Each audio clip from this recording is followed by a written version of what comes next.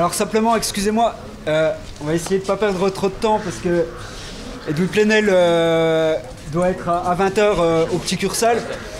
On a trouvé que c'était intéressant d'avoir une petite discussion avec lui sur la mobilisation en cours, étant donné que Mediapart est quand même un média national qui est vachement suivi.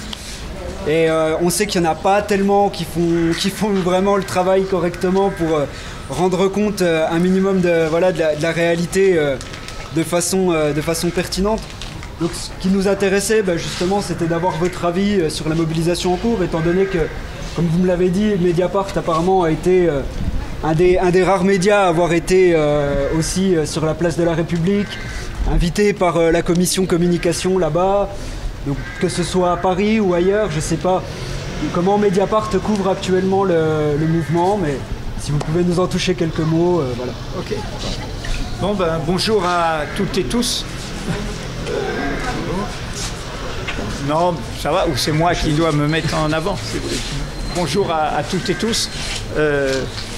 Bon, comment dire, moi je suis un journaliste et un citoyen, comme vous êtes citoyen et plein d'autres choses.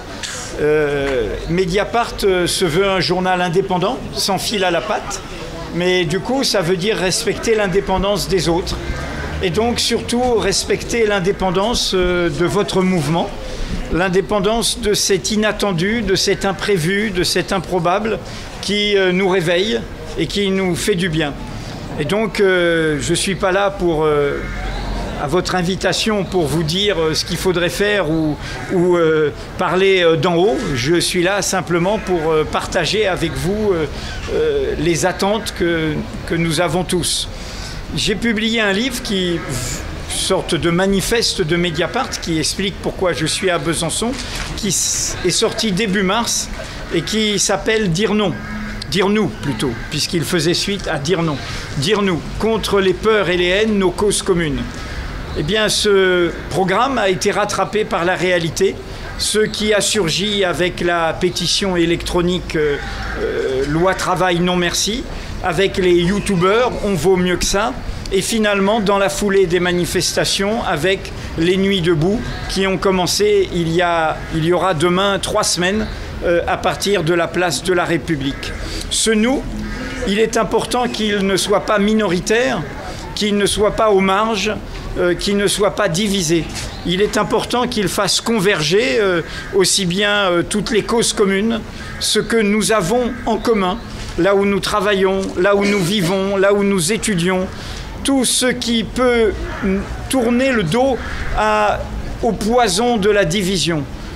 Au fond, les pouvoirs, les dominants, les pouvoirs politiques, les pouvoirs oligarchiques, ceux qui ont peur, au fond, aujourd'hui, ils veulent que nous soyons en guerre les uns contre les autres. Mon identité contre ton identité, ma religion contre ta religion, ma communauté, mon origine, etc., etc. L'état d'urgence, c'est ça, mettre en congé la démocratie. La déchéance de nationalité, c'est cela, dire qu'il y a des Français qui sont plus français que d'autres. La loi travail, c'est cela aussi, c'est-à-dire, au fond, créer de la concurrence, de la compétition au cœur du salariat, au cœur de ceux qui produisent les richesses.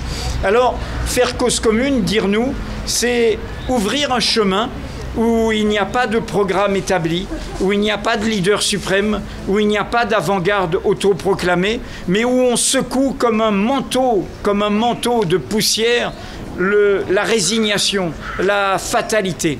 Et ce qui me frappe dans les dire nous, les nuits debout qui disent nous et qui surgissent un peu partout en France aujourd'hui, c'est que dans vos chemins à tous et à toutes, vous posez la question essentielle, la seule sur laquelle on peut faire levier pour déverrouiller tout, qui est la question démocratique. Car au fond, nous vivons dans une démocratie de basse intensité où tous les 5 ans, quelqu'un va dire « nous » pour être élu et présider en disant « je » et en nous congédiant pendant 5 ans. Il faut se réapproprier ce n'importe qui de la démocratie, sans distinction d'origine, sans distinction d'apparence, sans distinction de croyance, sans distinction de conditions. J'ai le droit de m'en mêler, j'ai le droit de protester, j'ai le droit d'inventer, j'ai le droit de créer, j'ai le droit de voter, j'ai le droit d'être candidat, j'ai le droit de gouverner. C'est cela qui doit se mettre en branle, qui se met en branle et qu'il faut continuer dans ces mois qui nous séparent de l'été, car il faut enrayer une machine infernale, celle qui nous entraîne dans le gouffre et qui a comme programme au fond toute cette course de petits chevaux des ambitions individuelles, du vieux monde de partis politiques en crise. La seule possibilité, c'est que nous créons des dynamiques citoyennes qui permettent de mettre au programme, encore une fois, ce que nous avons en commun. En venant ici, j'avais envie de vous faire un petit cadeau, puisqu'on est dans une ville où il y a un clin d'œil littéraire, un double cadeau. Le cadeau qui est quelque chose qui est au cœur de ce qui tient à cœur à Mediapart. Nous sommes comme les Nuits debout, un journal issu de la révolution numérique, la relation, le lien, le fait que l'on peut communiquer, échanger sans frontières. Et ce qui est au cœur de ce levier démocratique qui est contre le grand 1 du pouvoir présidentiel, c'est aussi contre le grand même de ceux qui voudraient qu'on soit tous semblables, tous pareils, et qui nient, qui brutalisent, qui stigmatisent la diversité de notre propre peuple. Alors ce cadeau, c'est un texte d'un auteur qui m'est cher, d'un poète, qui est Aimé Césaire, le grand poète de la Martinique. Il dit à un moment, il parle de... C'est un texte des années 50, à un moment où, pareil, il y avait des ombres, il y avait un sentiment de fatalité, d'impossibilité. Une heure, disait-il, où le monde est dans l'impasse. Et là, il répondait, cela ne peut signifier qu'une chose, non pas qu'il n'y a pas de route pour en sortir, mais que l'heure est venue d'abandonner toutes les vieilles routes, celles qui ont mené à l'imposture, à la tyrannie, au crime.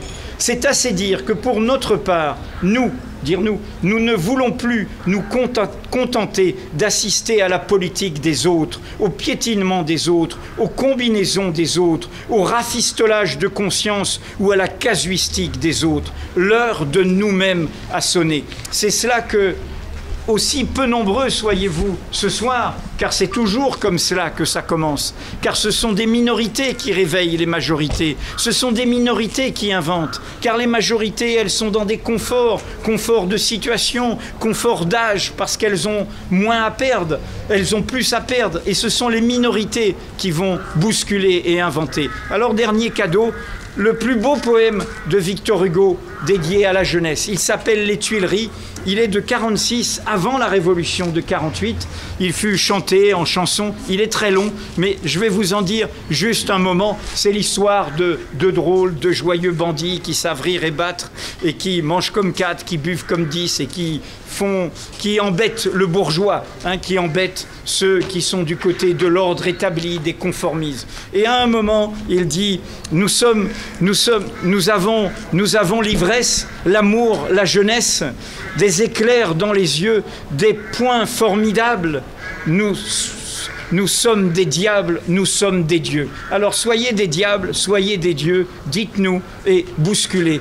Car autrement, le probable qu'il nous annonce ne peut être qu'une catastrophe. Il faut parier sur cet événement, sur cet improbable, sur cet inédit, sur cet inattendu que vous inventez. Merci.